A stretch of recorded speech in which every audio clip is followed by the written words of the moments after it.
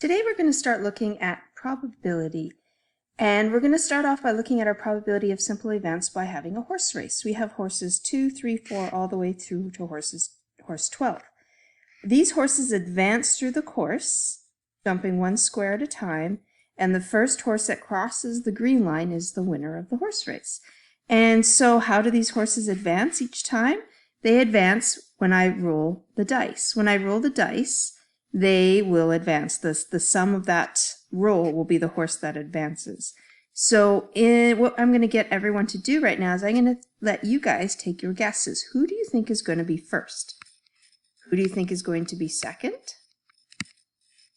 And who do you think is going to be third? So pick your three horses, first, second, and third. In horse racing, we call this win, place, or show. So if a horse shows, it came third place. If it came from second, it's placed in the event. And if it won, it wins the event.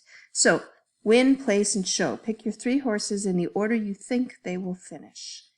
And let's start our simulation of this. All right, so I'm going to roll the dice. So the first horse that advances is horse 5. Horse 2.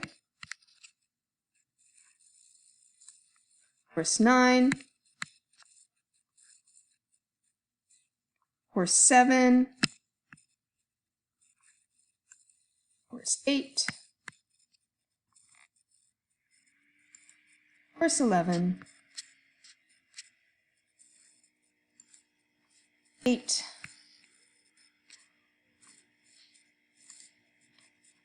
10. 3.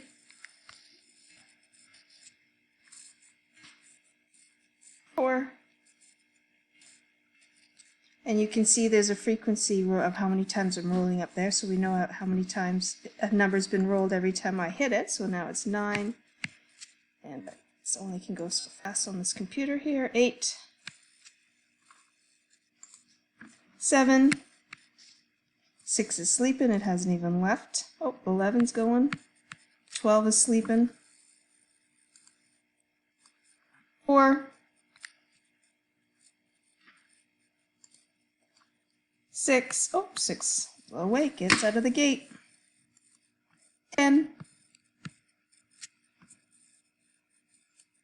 9, 3, 7,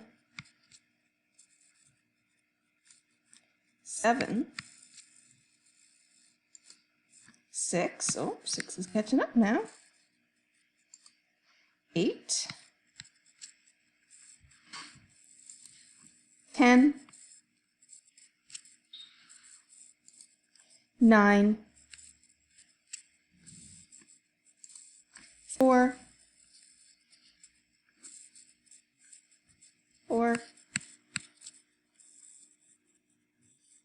6.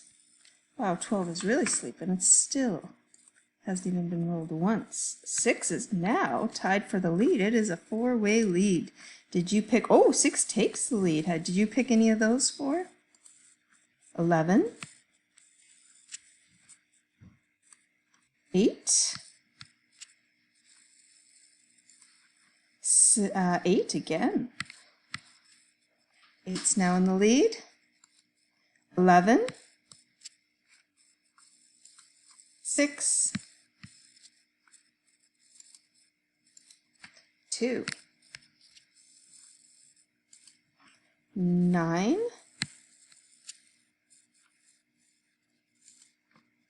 10,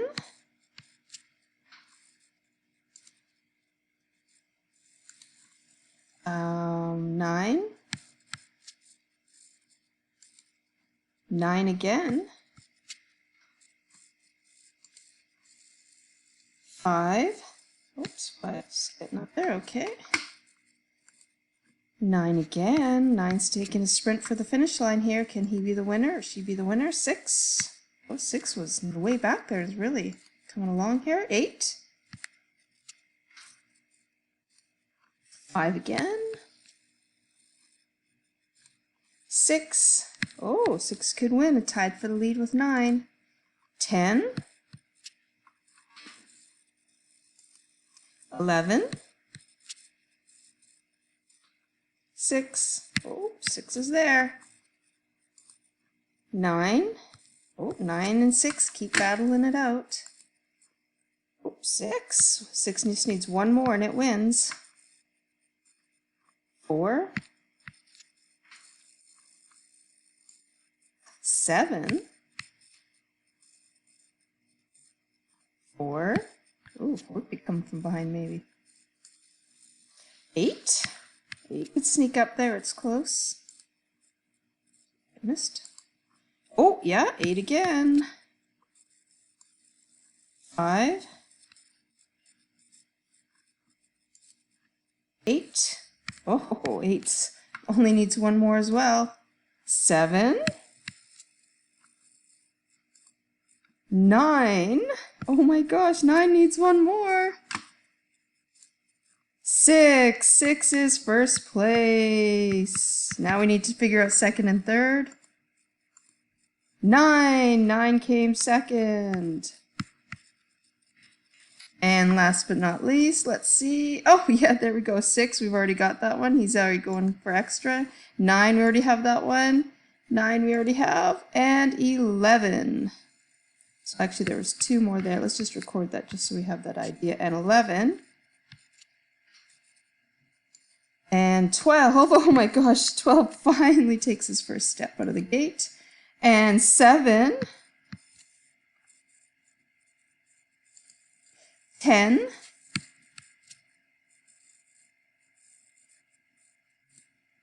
8. Oh, 8 is third. So 8 is third place. So first place was 6. Number 6, then we got number 9, and then number 8. Did anyone choose that? If you did, you did an excellent job, because this is actually quite unlikely to pick. And so what we're doing here with probability is we're talking about what is the chance of you picking the horse that wins, places, and shows. And so how did you know to pick the numbers you picked? For example, if you picked horse 12, what is the chance or the probability that horse 12 would win? What is the probability that horse 2 would win? What is the probability of horse 7 winning? What is the probability of horse 8 winning? And we're going to talk about probabilities. What should happen? You can see here what we did is we did an experiment. We actually did a trial run of this, and we had the horses run this. And you can see in the experiment what should happen isn't necessarily what actually happened. So there's experimental probability. For example, the experimental probability of 7 winning, well, we can see we rolled the dice 72 times, and we got a 7. 1, 2, 3, 4, 5, 6, 7. So the probability of a 7 winning was 7 out of 72. Whereas out of the 72 rolls, we rolled 6, 1, 2, 3, 4, 5, 6, 7, 8, 9, 10, 11, 12, because we had an extra one over there, 12 out of 72 times, which we could reduce down. We could write as a fraction, a percent or a decimal. And so all of these are the experimental probabilities. Do these experimental probabilities match what actually the theoretical probabilities, what should happen? So let's take a look at our theoretical probabilities. Which horse had the greatest likelihood of winning? Which horse had the least likelihood of winning based on the different sums that are possible on the dice? And so let's see if 6 had the greatest possibility, 9 had the second, and 8 had the third. Let's see if what should have happened actually happened. So let me just make that bigger, and I'm going to, whoops, extend that right over, and we are going to look at the, let me just do this one quick second, everyone, thank you, and we'll zoom in, and we're going to look at the sample space. So we're first going to talk about what are all of the outcomes, and so I created a sample space of the event. So on the first die, all of the options would be a 1, 2, 3, 4, 5, and 6. On the second die, we have the same options. right? So we could be rolling a red 1 and a black 1, a red 1 and a black 2, whereas here could be a red 2 and a black 1, right? So there's different options. So it could be, this is all the red ones, right? And these are all the black ones. And so we can come up with the probability, the sample space. Instead of doing all that right now, I'm just going to write the actual sums of them. So for example, I could get a 1 and 1 being 2, a 1 and 2 being 3, 4, 5, 6, 7. And then the same thing here. I could write the sums. 4, 5, 6, 7, 8, 9. And then this would be 5. This would be 6. This would be 7. And so these are all of the possible sums. So we can see out of all of the different possible sums, there's 36 total different ways of getting these sums, right? 6 rows of 6, or in other words, 6 times 6. And how many ways can we roll a 2? Well, there's only one way to roll a 2, a 1 and a 1. And so the probability of getting a 2 is only 1 for every 36 rolls, okay? So that's why it is not very probable. Whereas if you look at a 7 has 1, 2, 3, 4, 5, 6 ways out of the 36. Or if I reduce that down, 1 out of 6. For every 6 rolls, I should be, and not doesn't necessarily happen, but the theoretical, in theory, I should be getting a 7, 1 in every 6 rolls, whereas I should be getting a 6, 5 out of 36 times. Same thing with an 8. An 8 is 5 out of 36. A 9 is only 4 out of 36, right? Or 1 in every 9 times. So you can see that 9 beating out 7 is not what should have happened, but it did happen, right? So just because something should happen doesn't mean it's going to happen.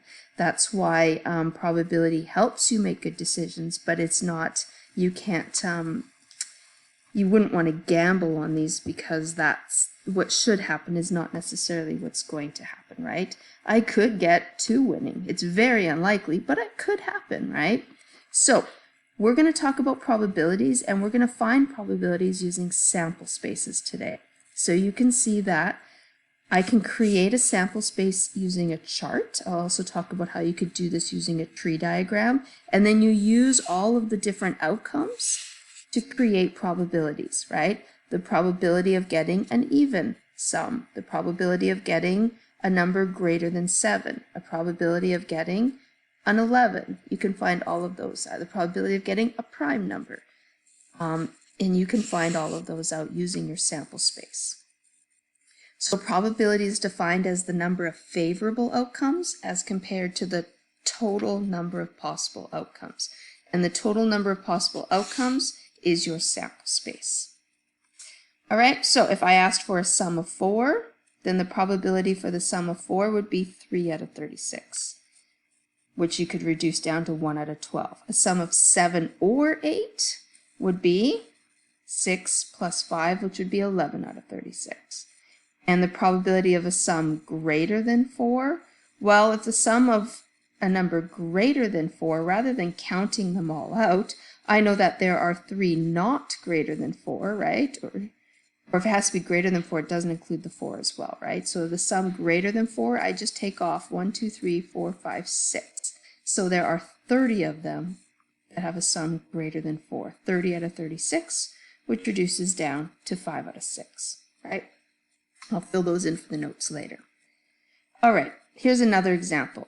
I have a spinner, and I'm going to spin twice. I'm going to spin once, and then I'm going to spin again, okay? So I want to know what is the probability of getting a red in one spin. So if it's just one thing, it's going to be 1/3, right? Because I could get a red, I could get a blue, or I could get a green. There's 3 possibilities in the event of spinning once. There's 1 favorable out of the 3. If I ask for the probability of R, R, it means a red, and then a red again. So now I'm spinning the spinner twice. So if I'd spun it once, you now have to create a tree diagram where you could get red, blue, or green in the second spin. If you spin blue, again, you could get red, blue, or green in the second spin, and again down here. So you have 3 probabilities for every one of your 3 outcomes for every one of your original 3 outcomes. So how many ways are there to get red? And then red again? Well, you can see there's only one way, but now how many different outcomes are possible? It could be red, red, red, blue, red, green, blue, red, blue, blue, blue, green. You can see there are, if I add up the ends of each of those, there are 9 total outcomes. So your sample space helps you determine how many total outcomes and how many are favorable. What if you just want 1 red and 2 spins, right? It doesn't necessarily mean it has to go red and then something else. The red could be the second one. So this is where a sample space is really helpful. You know there's 9 outcomes, but how many of them have a red in one of the 2? So it could be red, blue. It could be red, green. It could be blue, red, or it could be green, red. So you can see there are 4 out of the 9 ways of just getting a single red. Okay? So a sample space helps us calculate the probabilities of the favorable as compared to the total.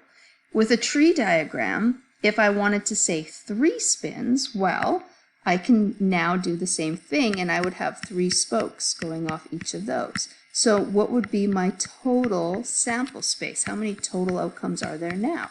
Well, if I had 9 outcomes, and I now have 3 outcomes for each of those 9, I now have 9 times 3, which is 27 outcomes, don't I? And how many of those are red, red, red? Only one option, right? If I said just 1 red, well, now it gets complicated, and I'd have to go in there and figure it all out. That gets pretty darn complicated. But for red, red, red, I know there's only one way of that happening. So 1 out of 27 ways of that happening. Again, a reminder, you can write probabilities as a fraction. You could write it as a decimal, or you could write it as a percentage. Those 3 things are how to write a probability. The percent, a 0% probability is it will never happen. 100% probability is it will always happen. As a number or a decimal, as a fraction or a decimal, the probabilities will always fall between 0 and 1. Always happening is 1, right? 7 out of 7 times is 1. That's a probability of the highest possibility. And 0 out of 7 is it'll never happen, right? So probabilities always fall between 0 and 1, and as a percentage between 0 and 100%. A simple event. So I was using the word event, so I just have some definitions here. A specific outcome or type of outcome when picking dominoes, one event is picking a double.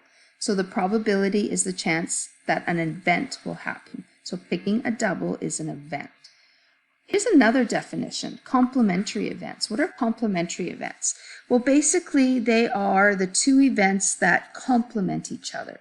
They add up to 100%, or they add up to 1, right? Getting a job, not getting a job. Rolling red and not rolling red, right? So the probability of rolling red in 1 spin is 1/3. Therefore, the probability of not getting a red is 2/3. Typically, a complement in probability, that's the probability of rolling a red. The probability of not rolling a red, if you ever see a little line over top of it, it just means not. That's the complement of rolling a red. So that little bar over top of the R's just means the complement. So if the probability of rolling a red is 20%, then the probability of not rolling a red is 80%. Here's another one that we see in probability a lot, odds. What are the odds of something happening, and how is that related? The odds is just a special way to write probability as a ratio.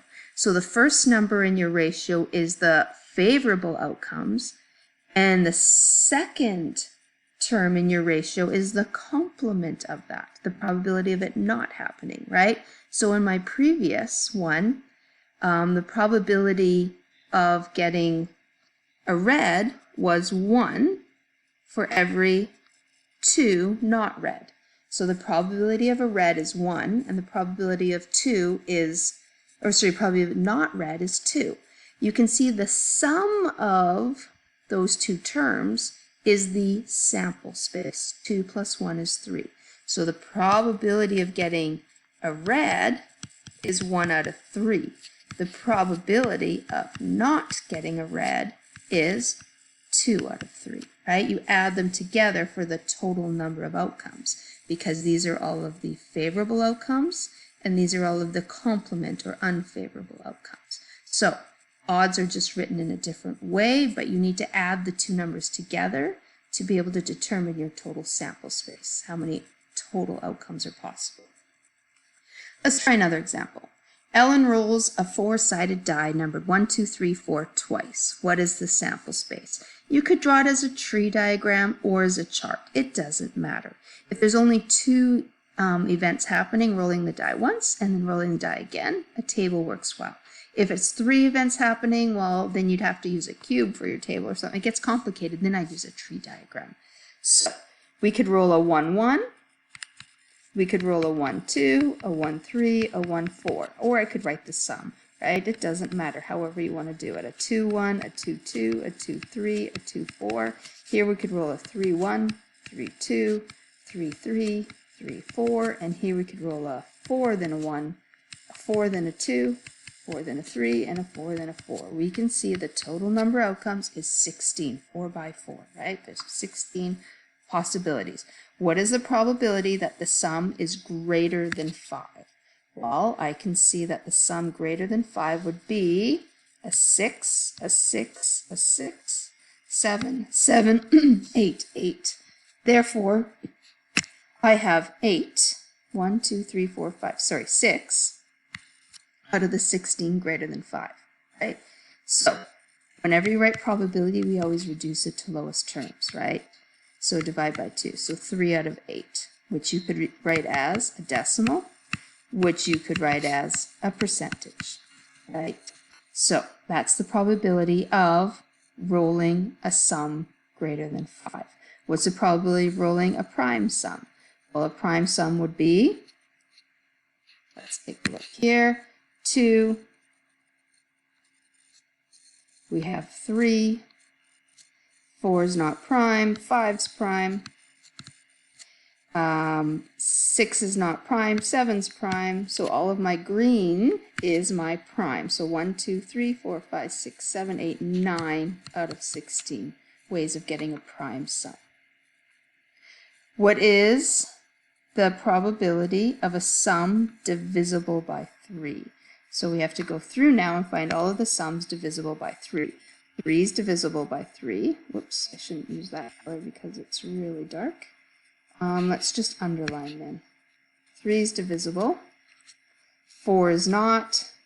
5 is not. 6 is divisible. 7 is not. And 8. So I only have 1, 2, 3, 4, 5. 5 out of the 16 are divisible by 3. Okay, so use your sample space created to answer probability questions. Last question, a little challenge question. We have